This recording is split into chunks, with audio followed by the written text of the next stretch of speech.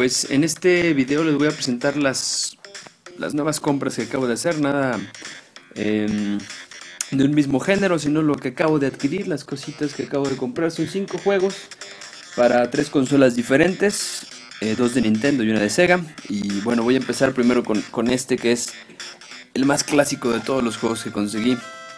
Si lo alcanzan a distinguir, no sé. Si no, se los presento. Castlevania Simon's Quest, Castlevania 2, Castlevania 2, Simon's Quest.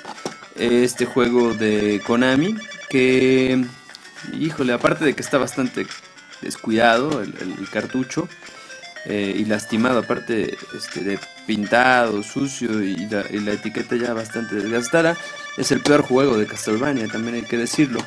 De 1987, bueno, sale en el diciembre del 87 y es pues mucha gente lo considera al 88 en lugar del 87, sale para el 88 y este videojuego cambia el sentido de Castlevania y se convierte en un RPG, deja de ser un poco de aventura y se convierte en una especie de exploración de RPG bastante complicada. Es relativamente fácil de encontrar, pero sí es muy buscado por muchos fans de la serie y de Nintendo.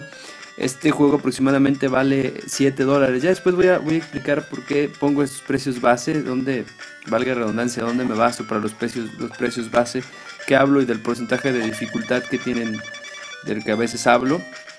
Este es relativamente fácil, tener un 14-15% de dificultad. Este videojuego a mí me costó $2.30.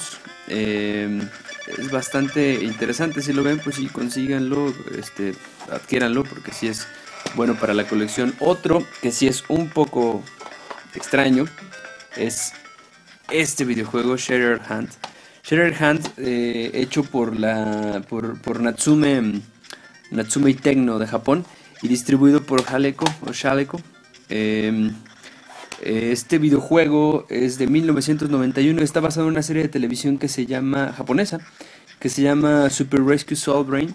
Este videojuego es de acción muy al estilo Batman, el videojuego de Batman, porque los personajes son de buen tamaño y son los ambientes oscuros. Está basado en esta parte como de un cyborg. Este videojuego es un tanto difícil de encontrar, le pondríamos un 35% de dificultad de encontrar.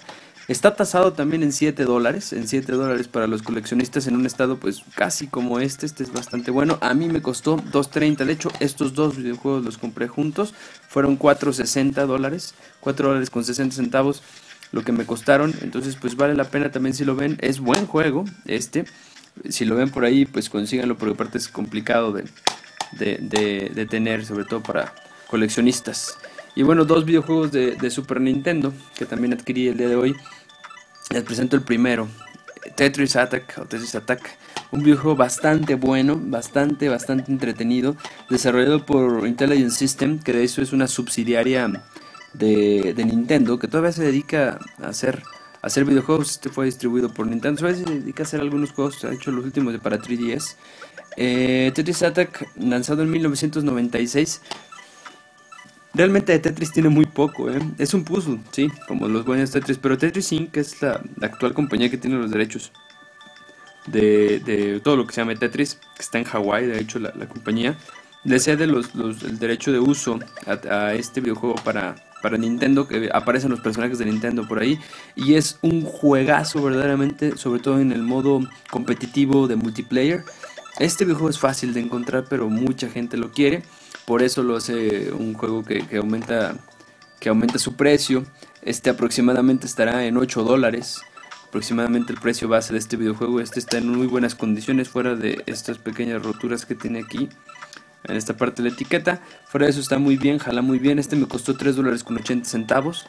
Y pues un juego de esos que valen mucho la pena. Otro de los que valen la pena y que realmente sí es algo raro ahora de encontrar es bastante lastimado también, que me lo encontré yo en Mac, de Data S, que es el port que le hizo en 1991 a la franquicia de sus arcades, grandes arcades muy buenas. Se hicieron 3 ports, para 16 bits, el de Amiga, el de Super Nintendo y el de Genesis. También hubo otro para 8 bits y demás.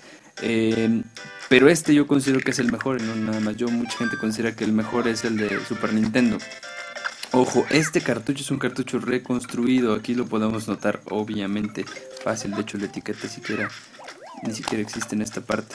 Es un cartucho reconstruido, pero jala, funciona muy bien. Este videojuego lanzado en 1991 es algo raro. También le tenemos un 32% de dificultad para encontrarlo. Está tasado en $14. Es un juego que vale la pena. Yo lo encontré en $5 con 40 centavos. Entonces, si lo ven, también adquiéranlo porque es también muy, muy, muy coleccionable. Y es un buen juego, aunque esto no es la versión mejor que el arcade.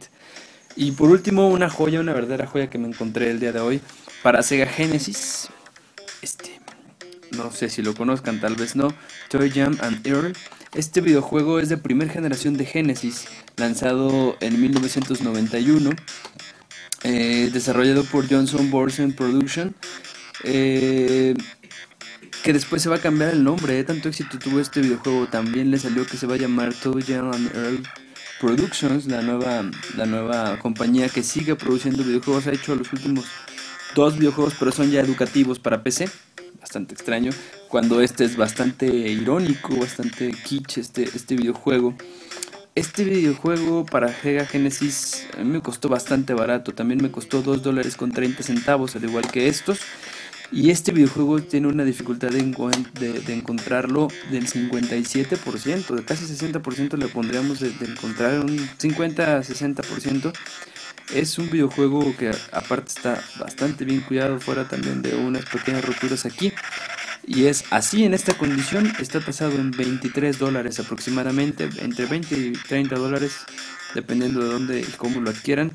Y bueno, me costó bastante accesible, entonces no lo dejen ir, es una verdadera joya que vale muchísimo la pena, de 1991, Toy Jam and Earl, que de hecho es, aparte de todo, es un buen juego, se van a entretener, es una especie de plataforma, exploración, aventura de vista aérea, bastante curioso, y los personajes son también bastante curiosos. Entonces, para los que son coleccionistas, también vale muchísimo la pena. Y bueno, pues estos son los 5 videojuegos que conseguí en mi última búsqueda.